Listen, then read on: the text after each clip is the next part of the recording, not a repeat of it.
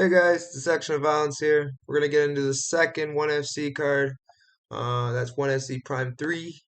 This card as well you can bet on. This is one I have a lot of stake on. Actually, never put so much on a 1FC card. Usually I don't, but with this guy I'm super confident. But yeah, moving on, sorry. To start we have Leah Bevins versus Noelle Grandjean. Now, I thought if this was a Muay Thai fight, Noel Grandjean would win all day, but unfortunately it isn't. For that reason, believe Leia, as a good wrestler, will be able to take her down and TKO submit her at some point in the fight. I don't know when. If I could predict the round, it'd be round two, but I don't know for sure. And yeah, so Leia Bevins is a beast, and I feel like she's gonna have some problems with the girls in 1FC, but she should get this win. Moving on, we have Mehdi Zatut, a very technical, tough guy, versus Asad Tempao. I feel someone who's a little more credentialed in Muay Thai, a better kickboxer, I believe. He's taller as well. I don't know. This fight could be close, should be close, but I don't know. I feel Asa Tempao is just gonna edge it. Could be wrong, but I feel he's gonna edge it. Um, Leia Bevins. Let's get the odds for Leia Bevins. I forgot you can bet on that fight. 1 second here. Uh,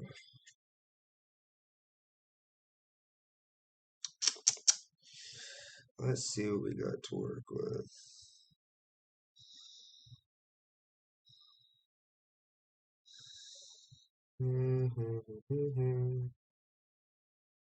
Prime 3.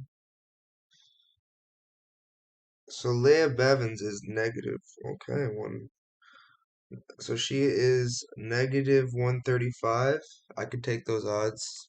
1 unit though. Wouldn't put any more than that. But yeah, moving on, we have Amir Nasseri versus Taiko Naoto. Taiko Naoto should run through Amir Nasseri, possibly finish him in the first or second round. My reasoning for this is if someone who I believe is far lesser than Taiko Naito, slower Savas Michael can dominate you unanimously. I feel like Taiko and can hurt you a lot. I feel like Taiko can finish you, take you out. Moving on to another mismatch, we have Cade Relato versus Alule Kruzev. This guy's another Sambo guy they're bringing in just for a quick, easy night for another jiu-jitsu guy. It's gonna be another leg lock finish, something that I don't know. These guys aren't really used to. I mean, they could win some other way, but it's so quick. You know, these guys don't train as much leg locks, so especially with this new age of jiu-jitsu. So moving on, I'm not even going to talk about those two fights. Those two fights are givens. Moving on, we have Daniel Williams versus Jeremy Miato. Jeremy Miato hits like a truck. That's all I'm gonna say about him. He's very technical, hits like a truck, but he's very beatable. And I feel like Daniel Williams is that guy to beat him. Daniel Williams is my guy. Um, definitely one of my favorite fighters on the roster. Getting him at 270 is a bit ridiculous. I think he should be a little closer to the odds. But whatever, I'll take that. Daniel Williams is gonna win this fight, in my opinion. Moving on, he'll win by decision. I don't see him finishing Jeremy. Kudos to him if he could. If he does, it's by leg kicks. Moving on, we have Wong Kim versus Shamil Gasanov. Wong Kim he's good. Let's see how he's been doing. I haven't checked how he's been doing too recently. Oh yeah, that's right. He got knocked out by Tenka. I thought it was somebody else for some reason. He is good, but he just got knocked out, and he's going to be very hesitant. And I feel like Shamil Gas not being undefeated is going to have a really good first round. I feel like he's going to win the second round as well, but I feel like Wong Kim's going to have a strong third round. So I feel like Shamil is going to edge this, but I'm not too confident. So I'm not putting, a lot of units on this, especially at negative 450. This is not on lines I'm going to be touching too much. So But yeah, moving on. We have Pan Pac. This is probably the closest fight on the cards. Pan Pac Jit McMignon versus Superlek Kiat Mu. Kiat, I just feel like he's really, really good. Superlek, really, really good. Very, very technical. Um, I don't know, to be honest. Let's see if they fought before. I truly don't know. Like it's just crazy at this point how much experience Pan Pac. Yeah, he has beat him. So you know what? I'm gonna pick him again to beat Penpack just because he beat him before. That's the only reason. Legit. I don't know. It's such a good fight though.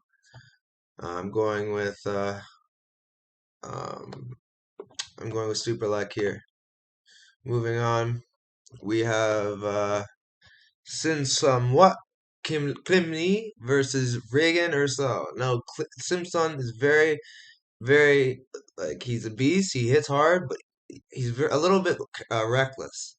I feel Regan could capitalize on that, but if he gets caught, he's gonna get really hurt because he hits like a truck, similar, and that's why I'm not gonna be too invested into this. Like with my prediction, I'm gonna be relatively neutral. Like it's around 50-60% confident on Reagan. It's a really good fight. So just because of that technique edge and height and pace, I feel like he should be able to win this fight. But he could get knocked out. That's another possibility. That's the only way I see him losing, though. I don't see him losing a decision. So yeah, moving on though. The reason I'm pretty much gonna be so invested in this card, the guy I have most of my chips on, as an underdog. What are you guys doing? Hopefully, I'm not looking stupid at the end of this, but man, plus 220. That's crazy.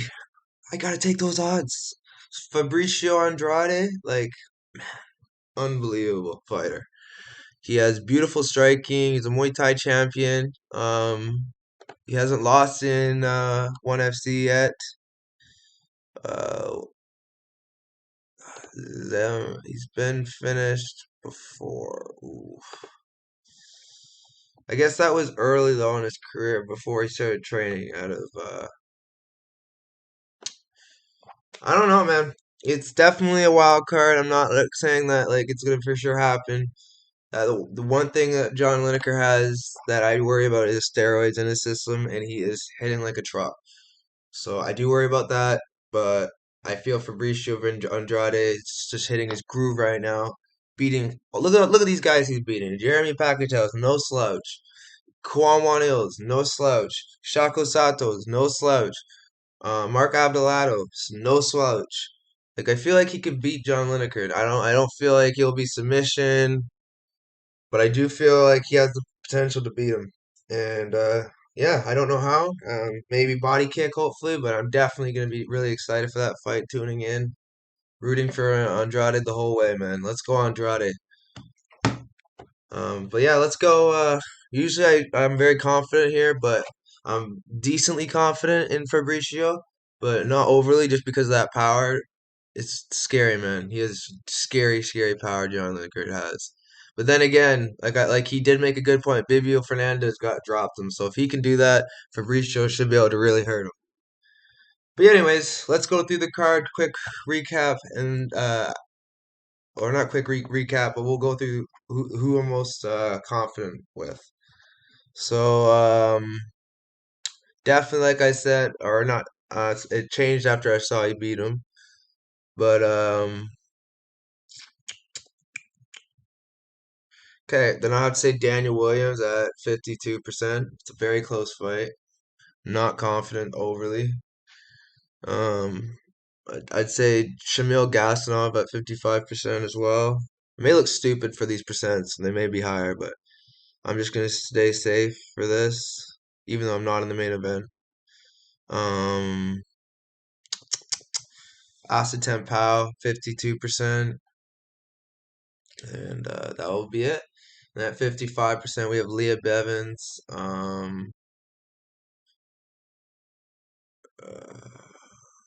I think that will be it.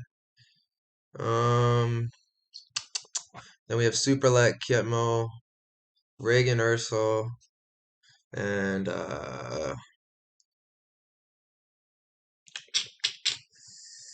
don't truly know. 70, 80. So let's go 80.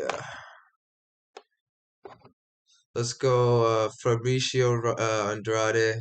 Um, I'm at 80% confidence with let's go. Is there anybody around that? No, I can't say.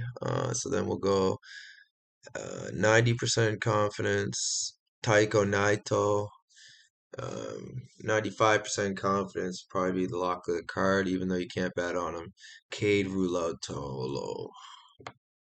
And that is the card, guys. So, like, subscribed, show your friends. It does means a lot to me. Yeah, I'm still working on my English. I'm just joking. I sound like I'm working on my English, but I'm just terrible with pronouncing. And anyways, like, subscribe, and I'll see you next time on, well, tomorrow, because I got a few videos to shoot tomorrow. So, see you tomorrow.